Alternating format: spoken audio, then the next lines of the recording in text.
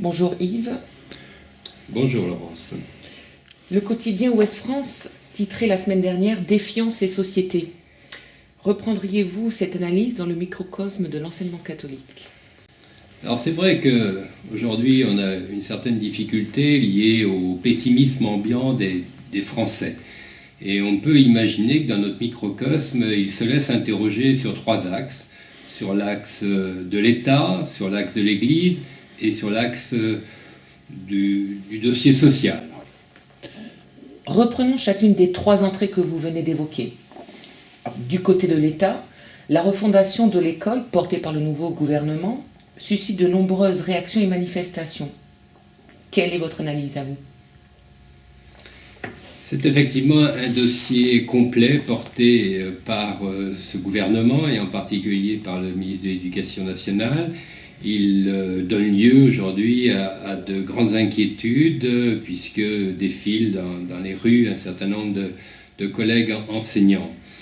C'est un dossier qui nous déçoit un peu parce que nous avions imaginé une vraie réforme de l'ensemble du dispositif, alors qu'aujourd'hui, ce que nous percevons, c'est uniquement le problème ou la problématique des rythmes scolaires. Alors, vu du côté des rythmes scolaires, on voit bien la position des mairies, des collectivités territoriales.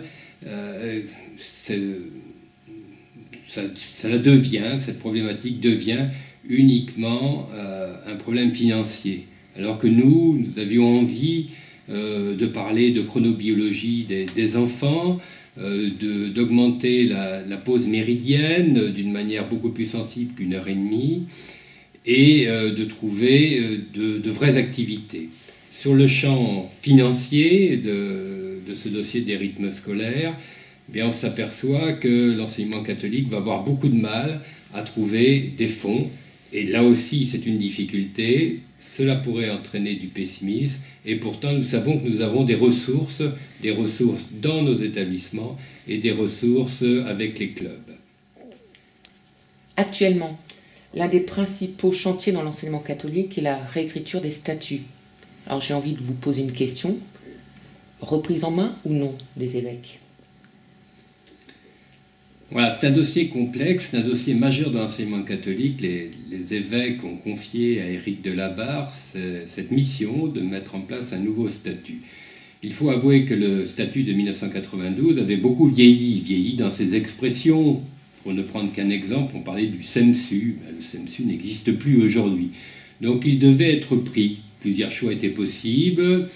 Un restylage, comme on dit, ou un travail en profondeur. Le choix a été fait par Éric de Labarre et son équipe d'avoir un statut revu en profondeur. Et à ce moment-là, comme tout a été remis à plat dans cette écriture, toutes les entrées étaient donc devenues possibles, et tout d'un coup, les chefs d'établissement pouvaient faire naître un certain nombre d'inquiétudes, entre autres la question que vous posez, à savoir reprise en main ou pas des évêques.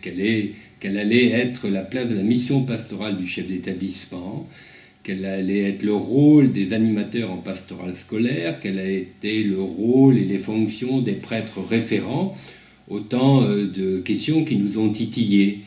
Il faut avouer qu'au fil du temps, parce que c'est un chantier qui dure en longueur, eh bien, le texte qui était une sorte de texte reçu ou qui aurait pu être reçu sur le versant uniquement Église est un texte qui se rééquilibre progressivement entre le service aux jeunes, le service à la société et le service d'Église.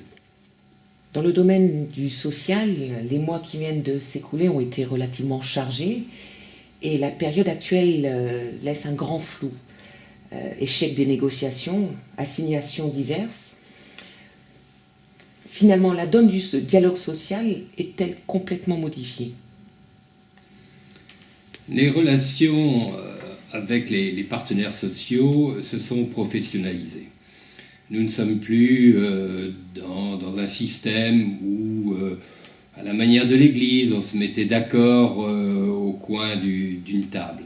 Aujourd'hui, les organisations syndicales des salariés et ce qu'on appelle le collège employeur, formé par les président des organismes professionnels de chefs d'établissement et par le président de la FNOGEC, on fait un travail très très important pour permettre à chacun de nos salariés de trouver, de retrouver les fonctions qui vont porter son emploi.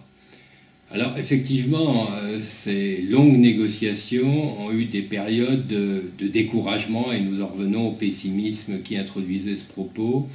Aujourd'hui, nous avons une responsabilité. L'enseignement catholique, fort de ses 7000 et quelques OGEC et ses 80 000 salariés, se doit de renouer, si tant est que dans les jours que nous vivons, la situation est floue, mais nous devons renouer un vrai dialogue social. Ça reposera sur du professionnalisme, mais ça doit aussi reposer sur une certaine compréhension. Bien écouter nos bases, travailler dans les établissements, dans chaque établissement, à ce dialogue social, à trouver le juste ton, pas d'agressivité. Nous voulons aujourd'hui des salariés qui, eux aussi, ont des missions, qui se sont professionnalisés au service d'un projet, du projet de l'établissement et plus globalement du projet de l'enseignement catholique. Alors Yves Ruellan, au terme de cette assemblée générale du Synadic, en tant que président du Synadic, peut-on toujours parler d'espérance? Oui, bien sûr, on a vu tout au long de cette assemblée générale, en particulier lorsque nous réfléchissons sur la pédagogie, sur comment les uns les autres sommes fabriqués au niveau de notre cerveau, comment mieux comprendre ces élèves, eh bien nous travaillons pour la refondation de notre grand service de l'éducation nationale. Lorsque nous atteignons aujourd'hui un certain équilibre entre service d'église, service de la société, service du jeune, nous aussi au Synadic, on y est complètement engagé, ça nous fait bien un deuxième point fort. Et sur le climat social, notre responsabilité est complètement engagée. Nos salariés que nous rencontrons dans nos établissements demandent rapidement qu'on leur trouve, qu'on leur signe une convention. Tout le monde est vraiment tendu vers cet objectif, au Synadic particulièrement. Vous savez qu'on s'est beaucoup engagé avec les négociateurs qui représentent le collège employeur. Nous ne pouvons pas nous arrêter dans ce chemin.